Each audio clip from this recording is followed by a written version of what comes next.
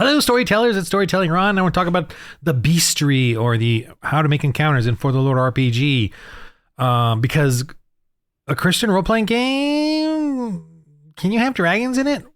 So can you have monsters? Can you? We all want fantasy, right? We love fantasy, orcs, goblins, and dragons, and just any. You can make up any creature you want, kind of a thing, right? And so that was like, what am I gonna do? How am I gonna do this? I wanted it to be grounded in history somehow, but there's also myths and folklore, and really going for a reality based. And remember, fantasy comes from this source that I'm sort of making an amalgam of in history. So history, the fantasy that we all love and enjoy, comes from this, and it's that clash between Christianity and paganism. And so I feel like we're missing out on history. It's really fascinating too. So let me go through some of this and what I'm doing, and see, it's just to give you guys some juice, some creative juices. So I'm sort of creating a map here of the area of my homebrew, but I'm providing it in the game and putting what I think is in those areas that they could encounter. Okay. And so the first shows I did, we'll do my little H hand thing, is this area right here. I did the horned ones, the sort of antler deer. There's I did some barrel whites. Yeah. Evil spirits in a tomb over here. Slave mines here. Oh, I should add rats right here. I did a little rat infestation on the church there. This is the first town they went to. There's a stone thing there. And, and that's as far as I've gotten, as far as what I've play tested and role played out. There's a couple of games I did in this area, Lugano, which is kind of like the center of this region, and you can pick anywhere you want in Europe and sort of doodle out just an area and do it at that level, that village level, and you can start adding your little Mosh Hagen beasts. Oh, there's 3 words for witched in the Dark Ages that I've found. Latin is Maga. The Magas. In German, it's Hexas. And in German, it's Hexa. Latin, it's Maga. And there's another Latin, I think. Or was it Latin? Anyway, whatever. That's the only 2 I know of. Is Striga. Oh, that's Greek. Striga and Strixa. Striga, something like that. Anyway, those are cool names. But look those up. Anyway, so I think it's Greek. That's right, Greek. So there's Latin, there's Greek nearby, and then there's Germanic. Okay, so I'm going to go through some of these beasts, and I'm totally I'm a Christian Science guy, so I believe in dinosaurs, I believe in dragons, I believe in dinosaurs, and I believe in prehistoric creatures lived during these ancient times. Because remember, the villages were very small, and they were surrounded by forests, surrounded by all kinds of crazy stuff, and there was room enough there for creatures to get bigger and scarier. And I would say, there was a lot more prehistoric creatures in this period of the Dark Ages that we just don't know about, and that they might have only flourished in one valley and then were eradicated by, when people took that area, and also by climate change. But around 1000 AD, we do know it was much warmer. There was the Ice Age was around, was right around after the Noah's flood. That was the Ice Age. And that gave the continental shelves, I'm going to increase and that gave the continental shelves, which were able to lower the oceans, which all the creatures were able to spread across the planet. But obviously the dinosaurs, the dragon, dinosaur, just large reptile versions, would stay in the warmer regions. They could not go up into the mountains in the cold regions and survive. And so they were in these regions, and then of course the people would eventually pick them off, right? Because they can't go into the mountains like the bears and wolves could. So I believe, and then in this game, there's going to be plenty of dragon, dinosaur types, and even I would say types that you can just make up, as a rare species or type that has whatever abilities you want to give it. I mean, I don't have particularly fire breath right now. I could though, but I can certainly see a hot breath, a burning breath, an acrid breath, a foul breath, or just a foul presence, or their lair is very foul and everyone's got to save or take them, minus D8, minus, if it's a big T-Rex or whatever, and they're in the lair, minus D6 or whatever to every roll, because they're just the smell and stench. Or they could just do some kind of breath that's, just steamy and does damage. Or fire if you want, because the bombardier beetle does fire, and there's another creature, the snap shrimp, that does a little like shotgun blast to do its attack. So in the not in the say canon Protestant Bible, but in the apocrypha, you know what I'm talking about, the apocrypha version of the Bible, the Catholics have the some books where Daniel fights a dragon, and it's a fire breathing, and then there's and we kind of think that was accurate. And there's a behemoth, and it describes him being able to shoot out fire. So I'm not against that, and I don't think it's very plausible Christian wise. You're not breaking any theology with having a fire breathing dragon, and I don't have a problem with that myself. And I think I may do that eventually. One special dragon that has fire breath. But anyway, so let's go to the creatures and show you kind of, or let me go ahead and do the witches and sorcerers. I think maybe you guys are anxious to understand this. So here's a list. You can do sorcerer names and witches names. Let's just do it. Sorcerer name. This is in, if you need to use this. You can see the chart here. I gotta remember that. See one side. For a sorcerer name, 14 Dam. The middle one, 19 Men's. 15 Dam Menzrieth. Damenzrieth, the sorcerer. All right. A witch name. 9 Zli. 1 Rat. 19 Zliratich. See? Cool names. Or you could just do like 2 syllables. You don't have to do 3 or whatever. My dog is sniffing around me right now. He's lurking. I think he wants to go outside. Okay, we got the names. And actually, he might be wanting to go to the bathroom. I don't know. We'll see. It's raining outside, so I brought him in. I'll be right back. So I just did the names. I got to remember that. Okay, so how do we use black magic in a Christian role-playing game? Good question. Okay. So there is magic in this game, and it is used by the pagans, and it's described in the fathers of the early church that they were dealing with it, and they were using their faith to defeat it, overcome it, call it out. It was wrong. A lot of the governance too did not like the magic. The local Roman and even pagan ones didn't like the magic unless they were direct advisors to the Duke or King or whatever, or Caesar. Other than that, they generally outlawed pagan magic because it was very exploitive upon others. And so here's magic, and what they do is the sorcerers, and you can make up anything you want based on their what are they doing? What is their evil plan? What is their plot? Because all pagan magic is just made up. It literally is. It's like they make up stuff and they make up their charts and make up their components or whatever. And then they believe they affect someone, and the person believes it and is kind of affected by it, whatever it is. But a lot of it is tied in with material components like drugs, mushrooms, something that will cause the disease, something that will cause the paralysis. So everything is sort of tied in with medicines. And back then they didn't have, a medicine concept. So any drug, a love potion would be a drug, an ecstasy type thing.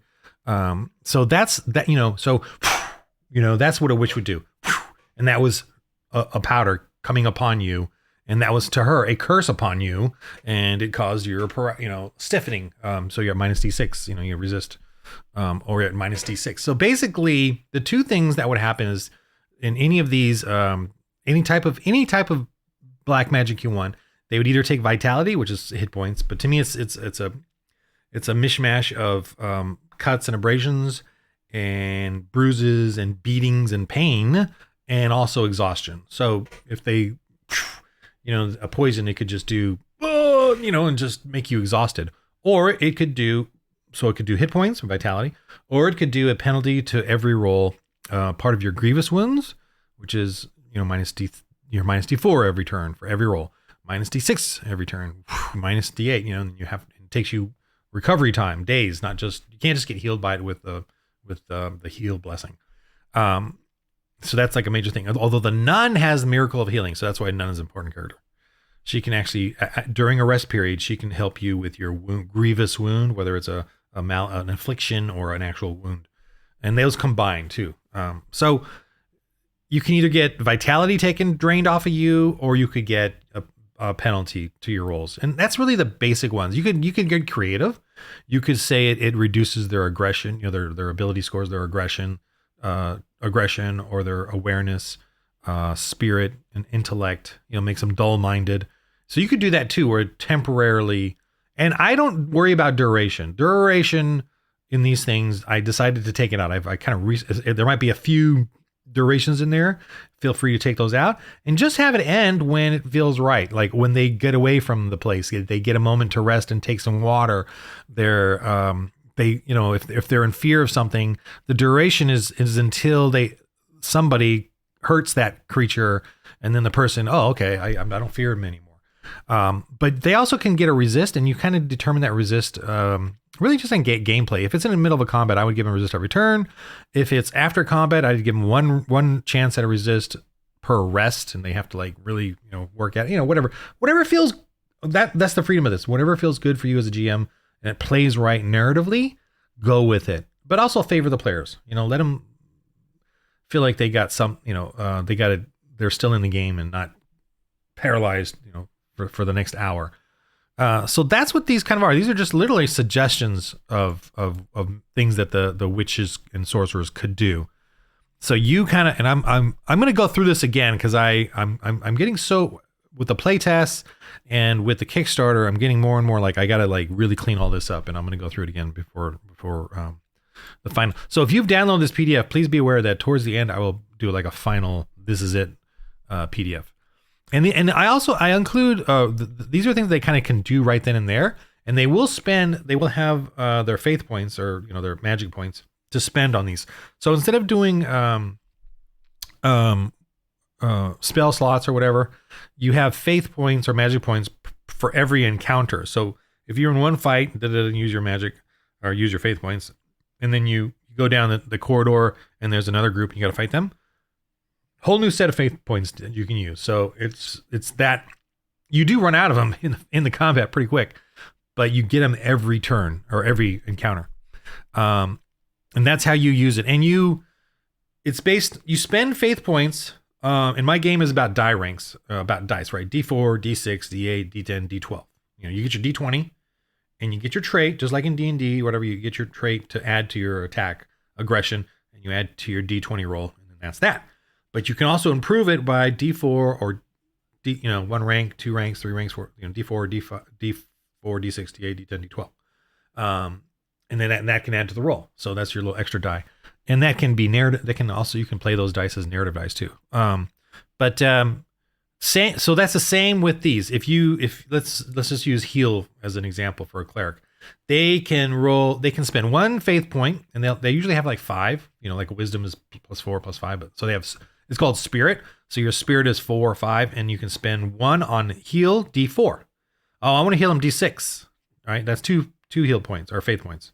I want to heal 2 of them. Okay. So two of them, right? So you're going to heal them D6, and you get to roll a D4 to see how many you get to affect. And you roll a D4, you roll a 2. Cool. You get 2 of them. They each get D4, D6, 2. So that's 3 faith points you spent on the heal. And that's how it works for everything, including protection, including curses, including the puff. So the witch will she wants to hurt them. Let's say it's paralysis. So they'll be at minus D4 so the duration is just like I think I'm going to, take out. When a duration is to hurt somebody, then it just goes until they resist it or until they can clear themselves of the condition. So I guess that's kind of free. So she's going to spend it on, say, a minus D4 wound affliction of paralysis. So every turn they're at minus D4 for their rolls. She's going to do that, and then a little blast. So how many does she affect? She's going to roll a D4, try to get up to 4 of them. So she rolls that, or the witch, and let's say she gets a 2. So 2 of them are at minus D4, but they get to resist a TR 12. 12 is the generic resist or a number to achieve. Well, but she can spend another faith point on how strong the powder is, right? So she says she spends a faith point on that. It's not faith for the pagans, by the way. It's magic and prep. So she is, and they're combined magic and prep points. So they use their spirit plus their intellect. And usually those two are not as high as a Christian spirit, right? They're kind of split up amongst the two. So she's prepped the poison to be a little stronger to resist. And so she rolls the D4 and adds that to the 12, and then let's say she rolls a 2, so they have a 14 resist to that. I hope you're following me on this, but whatever. They have a 14 now. They got to roll to resist. So she makes the cursed powder stronger, minus D4, and it's a large spray that she puffs out at them. So that's based. You can just make up stuff like that on the fly, really, for how they do their thing. You can make it so that it's very illusory. They see it's a psychotic drug, right? So they see demonic, whatever. You can make it so that it's and that would affect, I guess, their intellect or their aggression, maybe. The aggression would be like an energy drain. That minus D4, minus D6, that can just be, it's for every, and it's just for every roll. But if it's against their aggression, it's obviously a drain on their aggression. So they lose that trait, the bonuses in that trait. Minus D4 to their trait, temporarily, but that'll affect their attacks. Or if it's on their intellect, that'll affect I don't know what that'll affect in a combat. Probably nothing, because they're just fighting with aggression. So that would just be, I don't know, like I guess I wouldn't use that one. But definitely aggression and spirit, like something that, and then they could do something where they just yell and scream at the cleric and try to reduce their spirit with their vile curses and just disgusting mouth of insults. And that is like the like Dissonant Whispers in D&D, or the other one, the mocking thing or whatever, where they just, and so the cleric has to resist, or their spirit gets drained temporarily, because of how awful this witch is. So that's it. Oh, and then the rituals is more of a thing for the GM to kind of, and this is something that the players the missionaries will encounter, but this is them doing rituals to create more powerful, say, minions, giving them zealotry, like a bloodlust, giving them dark vision, like they can see better in the dark, as the sorcerer has some sort of concoction and does a ritual on them, and they get like a night vision, so they're more, so that's a power they have, and to go and ambush or attack people at night, and they wear their scary demonic costumes or whatever as a pagan. So that's the kind of stuff that this is as well. And these are just examples of what you could do. And you could just come up with anything that they have figured out and have concocted a mixture, or just did a ritual that really gets people fired up for their evil god or their whatever they want. The sky's the limit. I mean, I want you to free yourself from looking in a book, looking at all the different spells and picking these specific spells. And then everybody goes, oh, I know what that spell is, or I identify that. No. Free yourself and think about just the evil manipulation of these sorcerers and witches and in the environment they're in. What are they doing? Are they focused on drugs? Are they focused on just an illusionary type, beautiful display of their power? Are they focused on a couple of guys that are just loyal to them, and then those ones intimidate everybody, and they use costumes, or they use music, or they're charismatic, or whatever it is? Free yourself from having to look up stuff and just start writing out what you think they can do. And again, the simple version is they can, whatever they do will have an effect on the vitality of the missionaries, the giving them an affliction, or you can give them, if they do something sort of like she's yelling and spitting at the cleric and reduces his spirit. That's not lethal. It just drains him of that, so he kind of loses some of his faith in the moment. So some of the things don't have to be lethal, but then they make them weaker so that then their minions come and attack them. So that there's that kind of simplistic view of it as well. Okay, and this kind of explains it all. All righty. And it's on my site, so you can grab it. And this is just, I added like kind of stuff I found of just little tidbits of info. This is sort of a basic sorcerer and shaman makeup. They're pretty weak. I would make them weak in combat, and then just give them their magic points, and then 5 curses, 3 rituals, or whatever. You can make up, just pick the ones that you think they're going to use in the combat or as part of the story element that they have around them, the rituals that the missionaries encounter, and what they're doing and how they're manipulating people. And it's really that simple. And this is just suggestions on things that you could be. This chart here, suggestions on potions and drugs and stuff that they probably are using, and then what it would look like if you found them. Enemies. So this is swarm. So I haven't used this yet. I don't even know if I need it really, but I have rules here for groups of 3 and more. But so far the combat is such that even as they go up in levels, fighting one individual at a time is scary enough.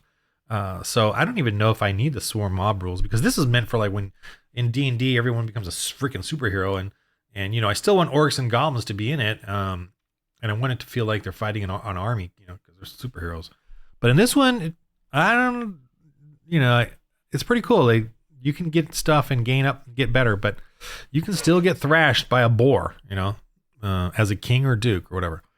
This is my way of just simplifying the stats of all the things in the game, and how you could just pull this up as a warrior and use that. You don't even need to, you can come up with a pretty basic averages of what these are: the minions, the warrior, predator, the warrior or predator, the chieftain or large beast, the sorcerer, the demonic, and demonic. So, and that's kind of describing the basic categories. And then this are creature abilities, and again, it's just an example, suggestions of some that they kind of have extra tough armor. This creature avoids armor saves. That would be like little wasps or worms or a swarm of bugs. Just goes right in through the armor, starts biting them. So that's kind of a thing. And then a bark or roar can cause someone to get weaker or scared, or it could help influence somebody. I'm just, here they are, basic ones that I'm kind of aware of. But again, I would suggest that you familiarize yourself with it. But then when you go and create your own creatures or stats for the creatures you want, you can just come up with things that they do. Because animals will have different things that they do. They might have some basic charges or whatever, but you can come up with a lion or a creature that has some sort of extra thing that has made them survive or flourish or become a threat in this area. And it's a unique attack or oddity or survival mechanism that is not, known normally for these creatures. So these are all the things that I've done, like stats for different examples. So it's really simple. And the reason I did this, I originally had a chart, where you fill in the spreadsheet and look cool and formatted. But then I saw, and I'll give them credit, I saw Hyperborea and how they just had this kind of thing. And I'm like, huh. But then I realized, oh yeah, it's so much easier to cut and paste, and grab this and type it out, right? I was getting a little tired of typing out every little, in the table, all the different little things. And I realized this is the way we really want to do it, because you want to just type out really quickly what the stats are, what they have, and then their abilities. And that's it. And then you can copy and paste this. You don't even have to worry about that little snake. I have some better snakes too, artwork somewhere. I'll get them later. But so the way that I break down the stats, let me go to a more generic one here. Okay, the wolf, or mountain goat, fine.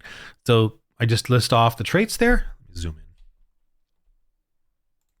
Then you start with your defense is 13. That comes with, whatever your aware is. 12 starts off at 12 because you need to hit a roll to hit a 12, and then +1 for awareness, because awareness is basically your, like I said, to me, dexterity is not what makes a person be able to dodge. It's their awareness. You don't have to be fat.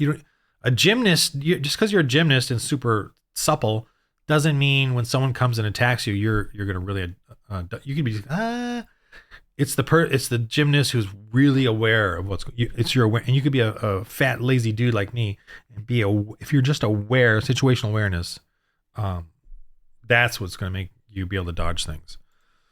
So defense of 13, the armor, this is just more descriptive, or if there's a shield that does affect the defense. The defense of 13 is 12 plus your awareness, plus if you have a shield and your helm. To me, a shield and a helm work very similar when I'm fighting. They both feel like I'm deflecting an attack, because the helm is so thick and heavy, and it's very in front when they're trying to attack, and it gets hit a lot. and it doesn't affect me that, so there's that. I mean, if you got hit in the helm really good, it could affect you, but that's not the point here. The point is that most attacks are deflected off of it. So armor is just descriptive. Save is the D4 for the whatever. Is it leather? Is it brig? Is it chainmail? The D4 is the reduction of damage when you do get hit. Vigor is the hit points. Vitality and Vigor are the same thing, but Vigor I just use for the villainous or creatures and villains. Horns that's their attack. Horns +4. It does D6 damage, melee. And I could add more here, like the different weapon styles or extra things, but you can just do that if you want.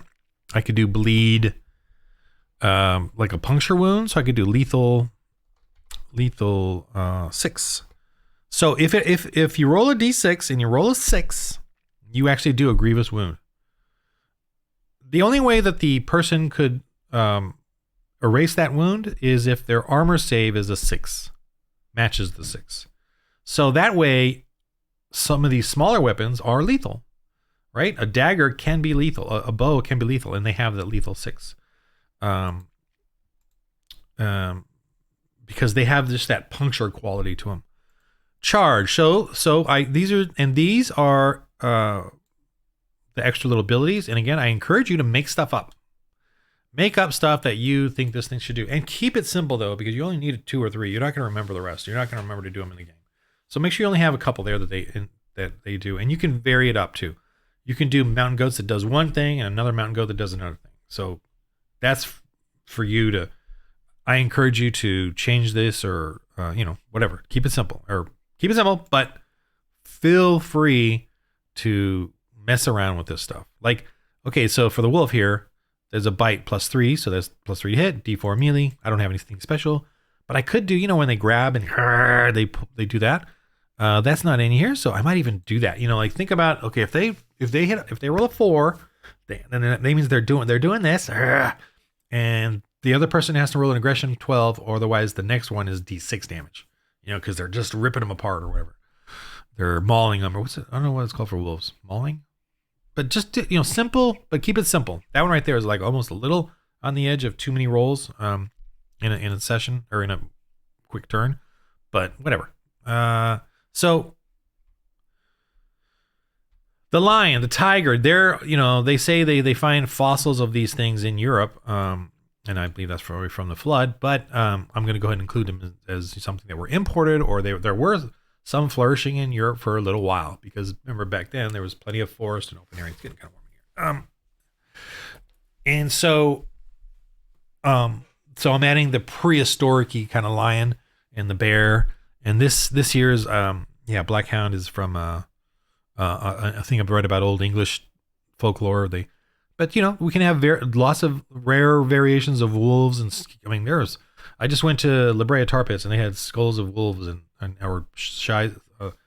The size of the wild wolf was. I'm like, okay, I will have a problem with one of these. If there were 3 of them, oh man, would I have a problem? I better be, if I have armor and a sword, I might have a chance.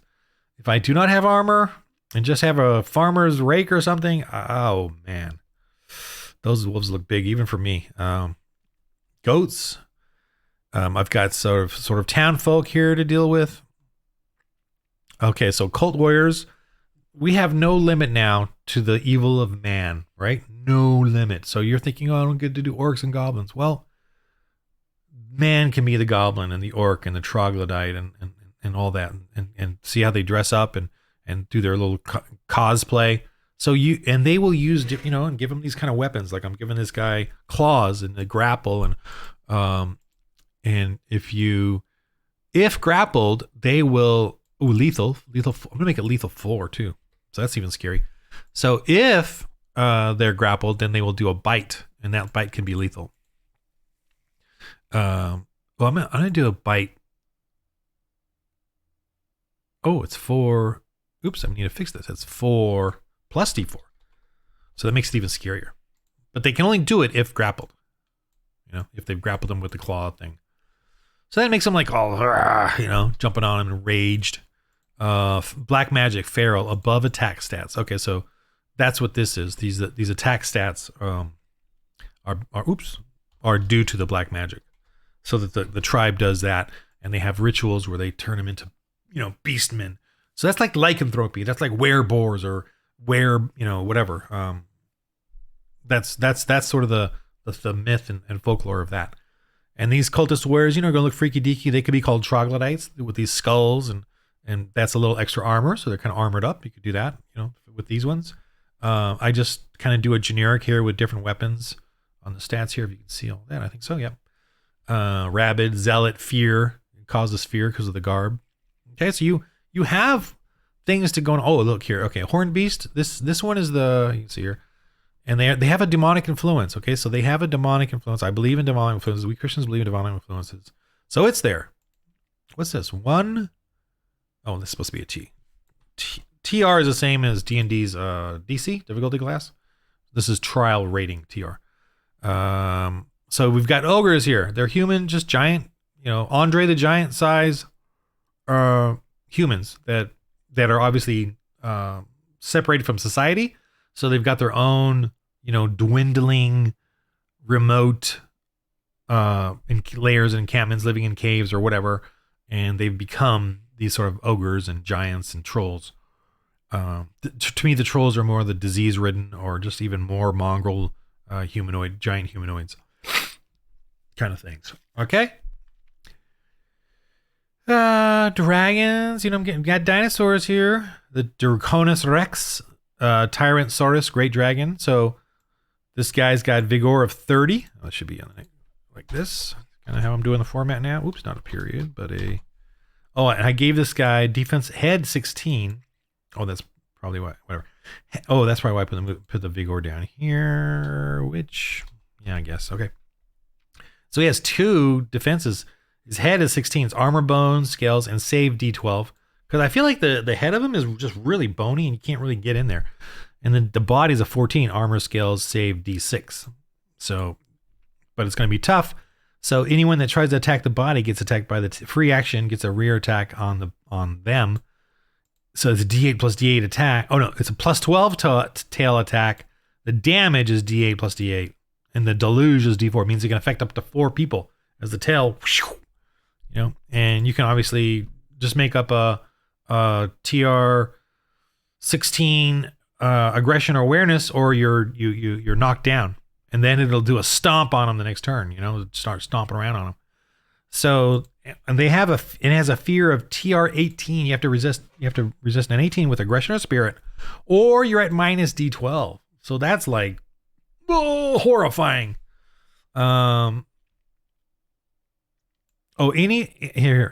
Any attack that does more than one's aggression bonus is a knockdown. So if they get hit and take more than their aggression, so if you have an aggression of 0, if you just get hit by this thing, you're knocked down. If you take 1 vitality, you're not good. So this is a tough dude, man. Giant bite, D4 to hit, giant brute, D8 to damage. That's included in the stats. It's just noting it here. Tired on a roll of nat. Okay, so if it rolls on a nat 2 or 3, and the 1 is obviously a regular fumble, but if it rolls on a 2 or 3 roll, the next turn it doesn't do anything because it's trying to breathe. It's trying, So I give it a little bit of a, something for them to deal with. So this is the dragon. Come on, this is scary. And remember, most people, the warriors have 12 to 16 vitality. The clerics have like 4 to 6. The nun. You don't want to mess with this dude, okay? And then these are plenty of other beasts that they can come up against. And this Draconus Rex could have a steam breath, could have a foul, acrid smelling breath that, you could do that. You could, that it does. It could have you could have a fire breath. I'm not against that. Some hot spittle or something. So here are some beasts that are kind of, I think, more demonically, there. Like this, the cursed Roman soldier that's undead, cursed Roman mummy, demonic evil spirit, and I think the giant spider is like sort of attracted to the cursed things. And these things are cursed in the sense that pagans would set up, these tombs and put their corpses there and do their little rituals. And we read it in the Bible that there's evil spirits possessing things.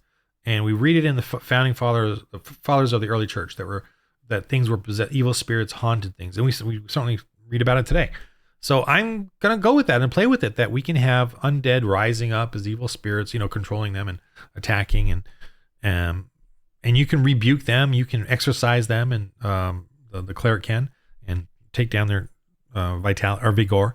This right here, so this mysterious tentacle beast. Okay, so I've been reading like where they have like a lot of people are fearful of the seaweed or the weeds in the water that they pull down. People drown. They pull down people, so they believe that that happens for real. And I do miss the tentacle creatures like Roper and Otyug and just having tentacle, Cthulhu-y type creatures in this game. So this is my way of sort of making is it real? Is it you? Is it your fear pulling you down into the water? They don't know. Is it a dinosaur beast? Is it a sea beast, a water type dragon?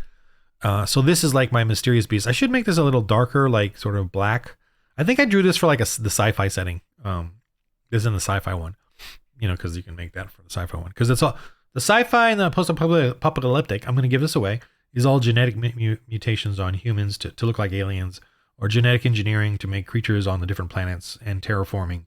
That's the setting for the sci-fi one. So it's all creation adherent, creation science adherent. Life comes from Earth only. There's no alien species out there. God, it says in the Bible, the heavens and the stars, and that was all made for God's glory. So, ergo, if it was made for God's glory, it was not made for us. Earth was made for us. Okay. And so this is that. It's that kind of like, is it a real octopusy monster or is it not? However, I have drawn out some giant squids, giant shellfish with tentacles, because I got to have them. And there's, fossils found of that kind of stuff. So we're going to have them in this game. And that's in the, you got to get your annual membership to get those ones, though. I'll be putting them on there at some point. But I've drawn them out, and they're very giant, like squid creatures in the water. And you can put them in the fresh water. I don't care. I do hope to do more campaign areas of ship areas, pirates, evil pirates in the Dark Ages. More water-based stuff, too, be cool. The Caribbean and South America. Imagine all that kind of potential, like Velociraptor type stuff, like just legions of those or whatever. Okay, that's it. So and the rest of this is some couple of example campaigns. That's it for now. But and these things are just giant. They're charging, giant, terrifying. I love this game. It is very terrifying though. The combat, you can drop in a turn or two. Anyone, even the warriors, in a turn or two, and they all have to work together. They have to heal each other immediately. Encourage the cleric and the nun have to. You can fight on, and the guy coming from zero, because you can go to zero and drop and then get back up. With vitality, but you can, because it's exhaustion. And then when I fight, I do notice that we can get exhausted and then sort of recover and fight on, but still weak. It's the grievous wounds though. That's when you're at. Boom, you cannot get, and the nun cannot recover your grievous wounds until after you guys rest and sit and heal up. That's when she can do her miracle. But she cannot do it in the combat. I've let it pass, and I encourage you to let it pass in the beginning. But as the campaign, or as your experience as GM progresses, and as the players' experiences progress, tell them that, okay, so nuns, you can now not do, you have to do it afterwards, That's the intent of it, but again, I've let it pass in some of my games just to help them out, kind of thing. Okay, so I hope this is interesting, fun, it helps you realize that we've got plenty here to work with to create mysterious, creepy tombs and crypts and places and encounters, and scary, evil witches and sorcerers that they can encounter and deal with, and in this. The Lac du Lagana region. I hope to make more of these. Or if you want to be a GM and make content for this, let me know. Where is your heritage? See? In Europe, if you got any from Europe, what little plot of land would you like to draw out and create a mission field for the clergy to go and and what local legends are there that you could play with? Now, and again, you got to keep it grounded, okay? Like one guy this friend of mine wanted to do the Greek, and he wanted to do a Pegasus, and I'm like, well, I don't think they have Pegasus. That's really high magic. It's really like, what else could, maybe someone had a pterodactyl. Maybe someone had some sort of flying reptile that they flew somewhat, or maybe there's a giant bird and someone was, but it's kind of like you want to keep it somewhat grounded. But so in the Greek areas, they had they certainly had Greek mythology, plenty of, like this, plenty of that going on, muses and things going on that they, and obviously it was a very successful area for Christians. So there was probably a strong Christian contingent in that area as well, but plenty of pagans they had to weed out and find. And I hope to do a Rome, the city of Rome intrigue. The churches are there, but there was plenty of, there were still slave auctions. There's still plenty of pagans in the area, still a conflict. And I could see like an underground network of thieves and, intrigue and that way too. So that would be fun to delve into. All righty. Thanks for watching, listening, and all that stuff. Okay.